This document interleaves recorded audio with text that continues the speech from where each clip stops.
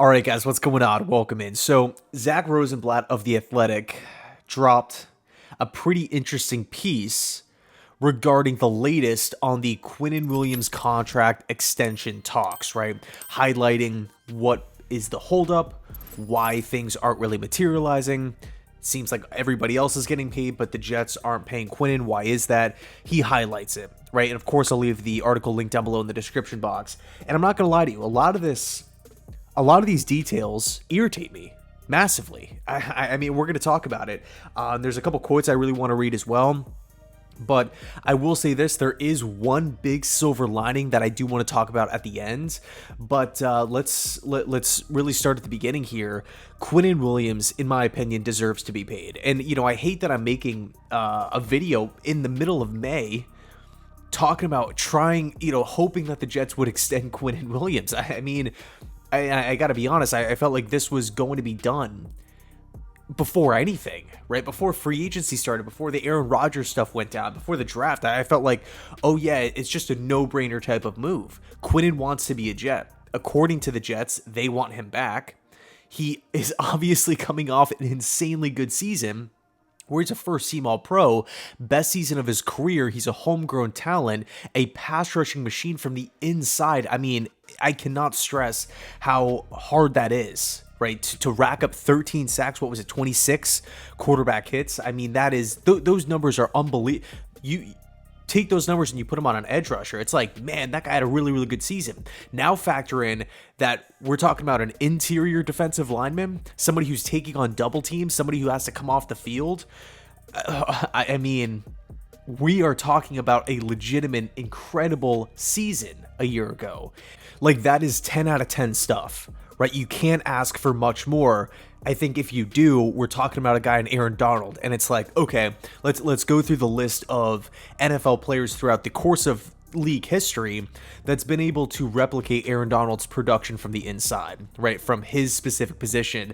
I mean, few and far between, right? So the bottom line is, when we look at what Quinnen has done so far, when we look at how he projects moving forward into the future, 2023, 2024, 2025, with this Jets defensive line, yeah, I think to me that warrants an extension. But in any case, let's look at what Rosenblatt had to say about what's going on, why the Jets are not paying Q. First off, he said minimal progress has been made on getting the extension done. He said that the Jets don't feel like they need to do this right now, obviously because he's under contract for this season, and then after this season, the Jets do have the team luxury of using the franchise tags, right? And you can use that you can use that multiple times, but I think nobody really extends it past 2 just because it's just too financially irresponsible, in my opinion. But I mean, you're looking at some of these quotes, some of these details that Rosenblatt's bringing up here. I mean, it's disappointing. Now, I somewhat understand the Jets' perspective on this, where it's like, okay, the Jets are a win-now football team. We have to save money where we can.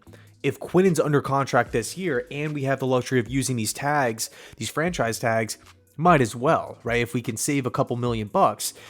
But you know what? When we're looking at the landscape of the league, the Giants didn't feel like they had to wait around and do this franchise tag stuff with Dexter Lawrence. He went out and got a 4-year contract, and Quinnen Williams actually shared that on his, on his own Twitter account. Washington didn't feel like they had to wait for Daron Payne, right? He signed a 4-year contract worth $90 million. Jeffrey Simmons, right? The Titans didn't feel like they had to wait to pay him 4 years, $94 million. In fact, we can even look at another guy who was a free agent, actually swapped teams, Javon Hargrave. This is somebody who the Eagles really wanted back. He signed a 4-year, $81 million deal with the 49ers. I mean, that is a ton of money. Keep in mind, Hargrave is 30 years old. 30 years old. Lawrence, Quinnen, Daron, Jeffrey Simmons, these guys are all young. We're talking 2019, 2018 draft class. Hargrave came out in 2016? Drafted to the Pittsburgh Steelers, been on multiple teams here. I mean, Quinnen is really like the odd man out, and I get it from Quinnen's perspective, right? Personally, I'm not like the biggest fan of doing like the social media stuff, but if I put myself in his shoes and he's looking around the league saying like, hey, all my peers are getting their multi-year deals, I'm coming off an elite season, right? I had more sacks than all these guys, and I'm the one that's like getting ignored or the Jets don't feel like they have to pay me like right this second, I would be a little frustrated too. And you could even take Rosenblatt's quote of when he said that the Jets don't feel like they need to do this right now. I mean, you can make an argument. Look where that's got them. We're sitting here now, mid-May, talking about paying Quinnen Williams, what was the rumor, $25+ million a season now? Before, months ago, it was roughly 21. So, yeah, the Jets might not feel like they have to do this right now, but what is the waiting doing? It's causing Quinnen's price tag to go up and up and up because other teams aren't waiting around. I know you shouldn't, build your roster and, make decisions based off of what others are doing, what other teams are doing. But when we're talking about a first team all pro who's young, homegrown, and projects well into the future, I mean, let's face it, Quinnen is not 37 years old who had like a magical season that's like a one-hit wonder. Yeah, we're never going to see that again. It's like if Quinnen were to duplicate the numbers that he showed last year, maybe get a little bit better or a little bit worse, that's totally realistic to assume. Also assuming with the additions all over the defense, you're probably thinking, hey, Q can now have more breathing room on the defense to make plays because there's just more bodies to account for from an offensive perspective. So the price tag going up is one issue. The other thing that the Jets have got to be concerned about, pissing them off, right? And it feels fair to say that they've reached that point, right? Quinnen is pissed off. I mean, we could talk about the social media stuff, but there's layers to it, right? Breece Hall, AVT, John Franklin Myers, they're all tweeting #ExtendQ. So this isn't just like a sole thing where Quinnen is just out of his mind. He just wants too much money. He's crazy.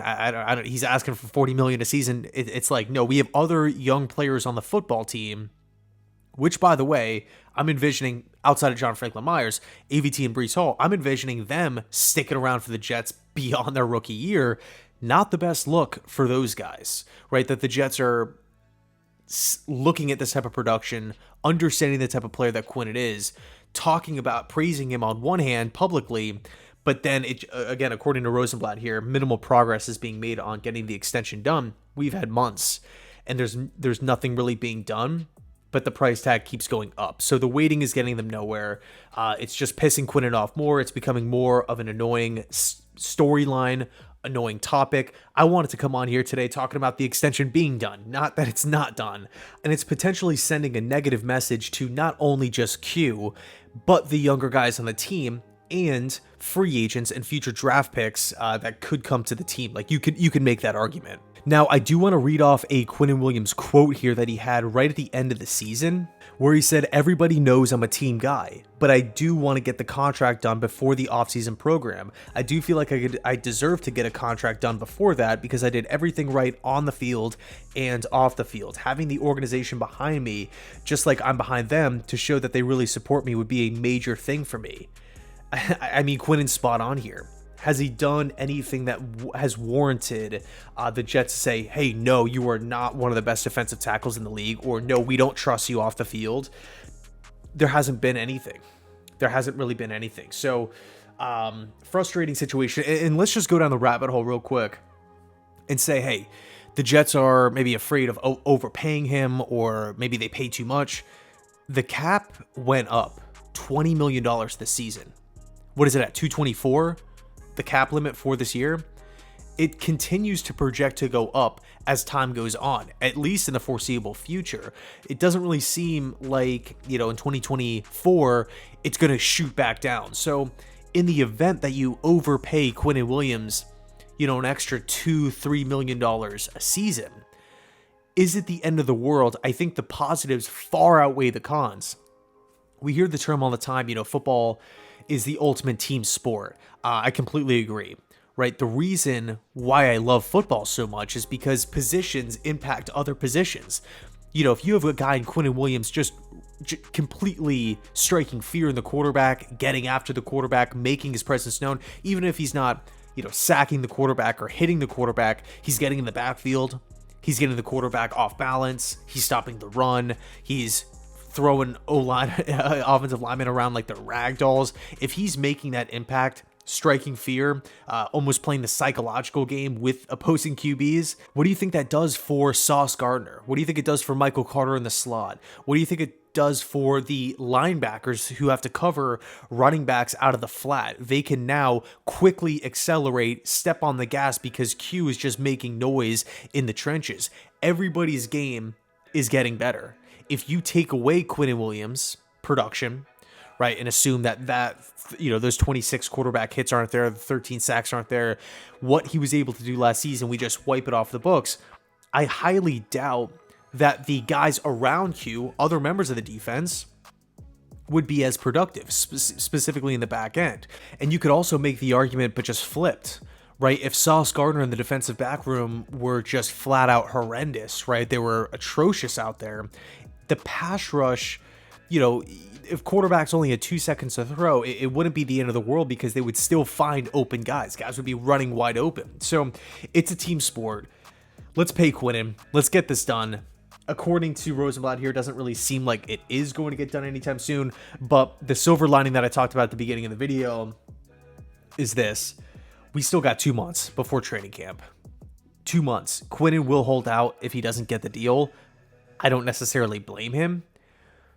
That's not a path that I want to go down, though. I think, I'm looking at these next 2 months. That, to me, is the biggest priority. Of course, there's some other free agents I would love to have back. Quan Alexander, who would be somebody who I really, really want to see back in the green and white. And there's also been some talks about the current Aaron Rodgers contract restructure that also needs to get done, which, could be a precursor to the Quinnen extension, because it's not like Rodgers is just going to, it's not like he's on a 1-year deal. We're talking about major money that has to be moved around, probably spread out through multiple years.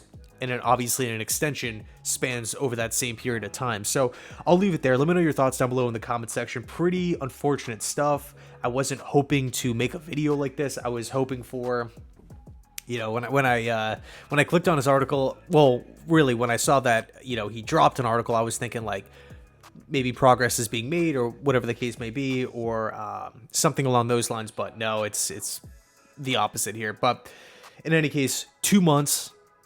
2 months we have to see. That's the timetable for me. If it gets beyond that, I'm really going to start getting irritated. But yeah, like I said, we'll see. Let me know your thoughts. Thanks so much for watching. I appreciate it so much. And as always, go Jets.